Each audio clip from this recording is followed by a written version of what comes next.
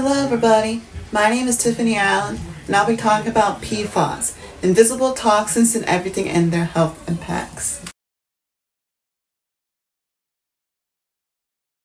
PFAS, or per and polyfluoroalkyl substances, are a large class of synthetic chemicals used in plastics and products like telephone. They're extremely persistent, resistant to heat, water, and chemicals due to the strong carbon-fluorine bond. PFAS contamination is widespread in water, air, and soil. Most people have detectable PFAS in their bodies. PFAS was first discovered by DuPont in the 1930s. Despite early evidence of toxicity, they were widely used, especially during and after World War II. Internal research at companies like DuPont and 3M showed serious health effects, for example, liver damage and immune dysfunction, but the data was withheld to protect profits. Regulatory resistance was partly due to the keyhole rule, which required proof of harm before regulation, shifting the burden to independent scientists.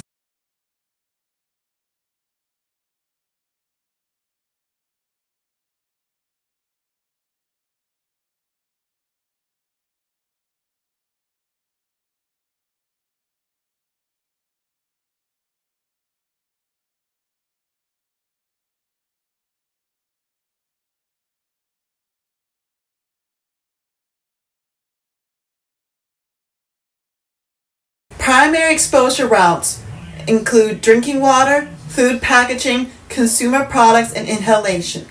PFAS stays in the body from days to decades. Some can accumulate in organs. Teflon flu is a known short-term effect from fumes of overheated nonstick pans. Highly toxic even at very low levels. Some key impacts include liver damage, which is like non-alcoholic fatty liver disease, kidney cancer, testicular cancer, immune suppression, which is, for example, reduced vaccine effectiveness, endocrine disruption, which affects thyroid, reproductive health, and metabolism, developmental toxicity, for example, low birth weight and impaired brain development, and lastly, obesogenic effects and multigeneral impacts, which are changes to gene expression and passed to the offspring. EPA has set stricter limits, for example, 4 parts per trillion for PFOA and PFOA-S, but these are still contested. Boiling water does not remove PFAS. Best filtration method, reverse osmosis. Activated carbon filters may help, but reverse osmosis is the most effective. Testing water can cost about $500, but that's about the same as a high-quality reverse osmosis filter system. Use the Environmental Working Group, or EWG, PFAS map to check local contamination. Even in rural or pristine areas, PFAS may show up due to industrial accidents or historical contamination. Organized through groups like PSNAP, which is Doctors and Scientists Raising Plastics and Health Awareness. PSR, which is Physicians for Social Responsibility. Healthcare professionals can speak out about PFAS risk in communities. Contact local legislators, support PFAS bans in consumer goods, for example, menstrual products and food packaging. Start with water testing and sharing results in your community. For example, Nextdoor and Facebook. Encourage your community to install water filtration systems and push for state-level regulation. The Forever Chemicals by Mariah Blake is a recommended book covering the Hoosick Falls PFAS crisis. Public health and regulatory agencies are increasingly focusing on PFAS, but action still lags behind science.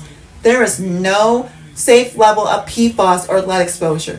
The lower the level, the better. Install a water filter, preferably reverse osmosis, regardless of test results. Stay informed. Organize locally and advocate for stronger protections. PFAS are part of a larger issue with plastics, toxic chemicals, and insufficient regulation. I, the owner of the Neighbors Group, want to provide you all with this information because this is a PFAS alert. These man-made forever chemicals are found in water, food, and everyday items, and almost everybody has them in their bodies. They don't break down and build up over time and are linked to cancer, hormone, and immune issues. PFAS remains legal and unregulated in many areas. Protect yourself by filtering water, avoiding nonstick pans, fast food wrappers, certain cosmetics, and supporting stronger regulations.